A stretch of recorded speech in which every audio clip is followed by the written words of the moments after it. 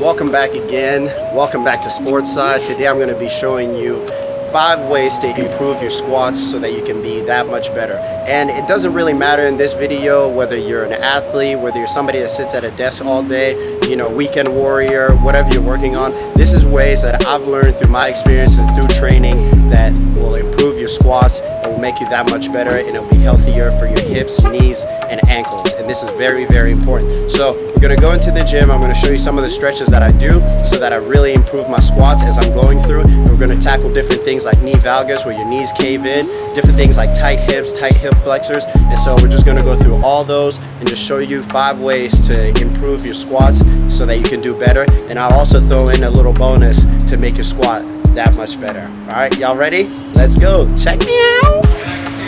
All right, anytime I'm doing any of these stretches, I always got to make sure that I warm up. So y'all have seen me do before my active dynamic warm up. My active dynamic warm up, all it really means is just get loose, just get your heart rate up so that your muscles can start to loosen up. And then so when you stretch, you're not exacerbating anything in your body. So a lot of times when people stretch, it's like they'll stretch like very, like when they're still really cold, and that's just not an effective way to stretch, because if you actually warm up the muscle temperature just a little bit and then you get your stretch in, that's how everything's gonna start working. Yeah.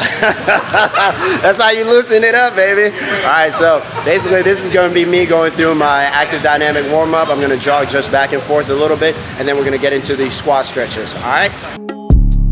And I'm jogging back and forth here so that I can get the musculature warmed up. Now, there is research that shows that just because stretching is good, but you can actually do too much stretching. So they showed that the least flexible and the most flexible athletes, or that did the least amount of stretching and the most amount of stretching on both ends of the spectrum, the athletes were 2 times as highly to incur an injury.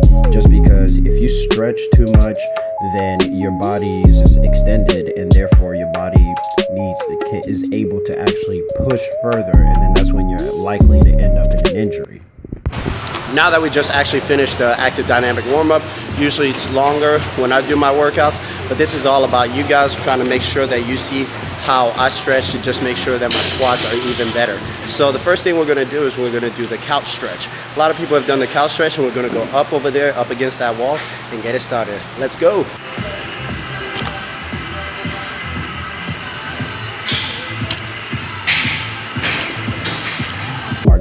Anyways, so you want to put your foot as close to the wall, and your knee as close to the wall as well as I'm doing here, and then making sure you get a nice good stretch. And then me lifting my arms is actually another stretch in itself, which is a hip flexor stretch. And what you want to do is line up your hips so that they're in line, straightforward, and then the foot that's placed in front of you, you don't want to have the knee goes past the toes, and you raise your arms as I'm doing here, just so that you can get that full hip flexor stretch.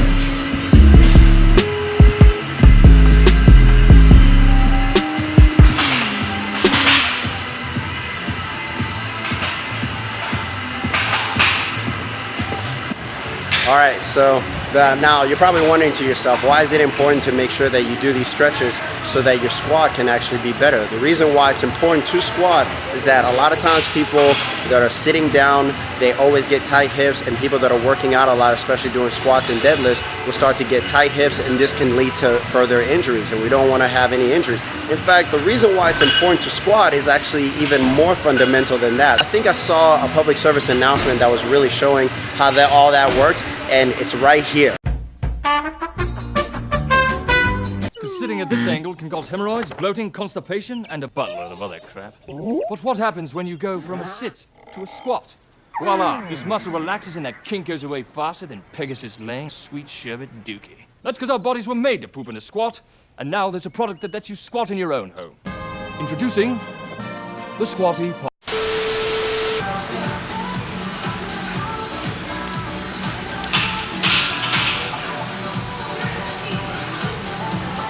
All right, right there, that's one of my favorite stretches, the pigeon stretch. Very important because you really want to make sure that that lower back, anytime you're having a little bit of lower back tightness, if you do the pigeon stretch, you're really going to be that much better off, and you're going to have increased hip mobility and less back pain. And that's one thing that I suggest to people out there, especially people that sit at their desk all day. Like that type of pain, you're immediately going to start feeling. Even myself, somebody who squatted for a number of years, when I started working a job where I was sitting at a desk a lot, I was having a lot of lower back pain just because of having to sit down. It puts you in a position that you are not naturally built to be in for long periods of time. So use the pigeon stretch if you're feeling that pain in your lower back. And then now we're going to go to the next exercise. I like to call it the prison stretch. Not necessarily the most appropriate name, but hey, that's what I call it. And the reason why I like it is because it stretches out your going so that you have much increased range in your hip mobility. And again, this can help your squats go even better.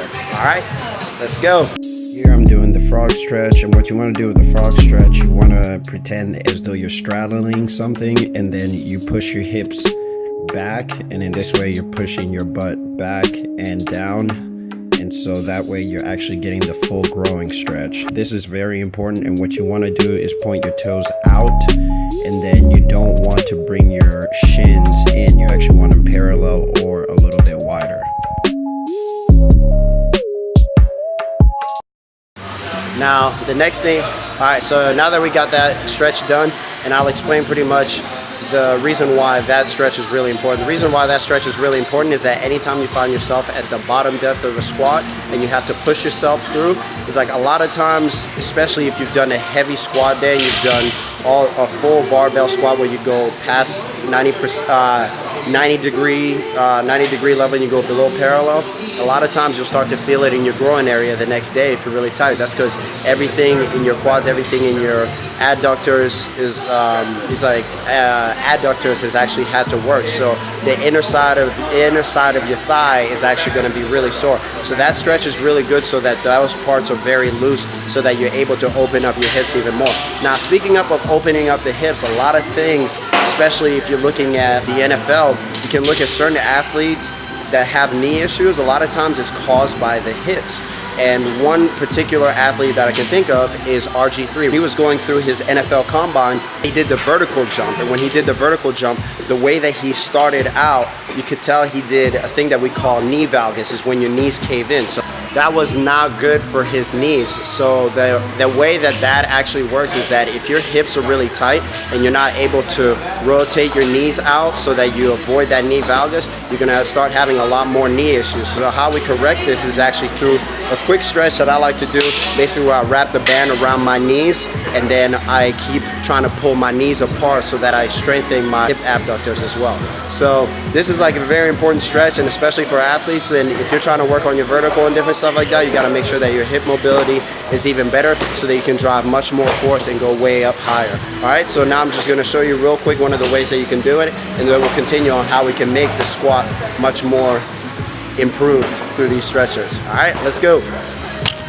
Actually not a stretch that I work on. This is something that I do to help my external rotators and especially hip abductors, just because if you start to get in that squat position, what you really want to do is make sure that your knees are actually kicking out so you avoid that knee valgus. And so this, by using the bands, I'm creating a resistance, and so it starts getting my body used to actually getting stronger to make that movement so that I have less tighter hips, so I'm able to actually increase my depth on my squats.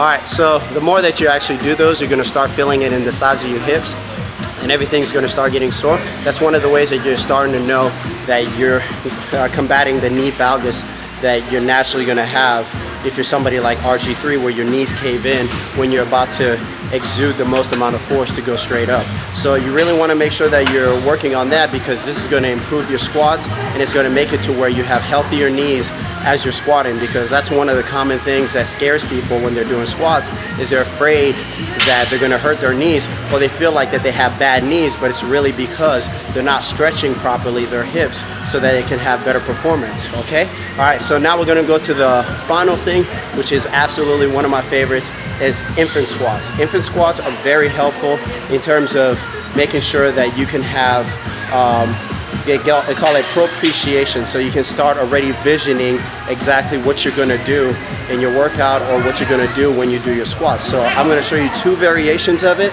One is gonna be for people with less balance that feel that they can't go that low, and the other one is gonna be people a little more advanced who wanna make sure that their squats keeps improving. All right, let's go to it. Check me out. These are actually called infant squats just because when you actually look at infants, they can actually squat all the way down, especially if they're at the beach and they're making sandcastles. This is actually something that you can see because they have the range of motion that a lot of us adults don't have anymore. But this helps in terms of basically starting to understand how to move in a squat, and then you can actually know exactly what to do. Now, the second one is a little more advanced. So you're squatting down, but then you let your hands go off your feet, and this is where you actually want to lift your big toe on both feet so that you can have more balance and you're putting pressure through the heels, because that's a lot of times when people are squatting, they need to push through the heels, and that's how you're able to protect your knees, you're able to protect your hips, and so forth.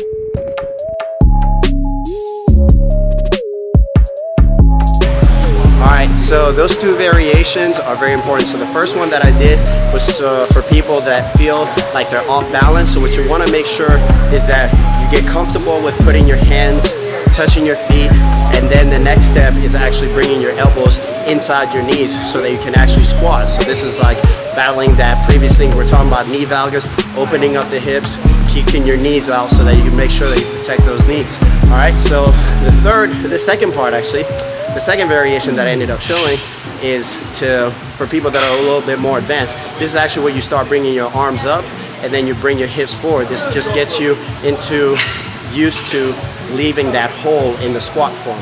And so now that we're done with all 5 of those, now we can actually go and knock out those squats and make them even better. All right, I'll catch y'all next time.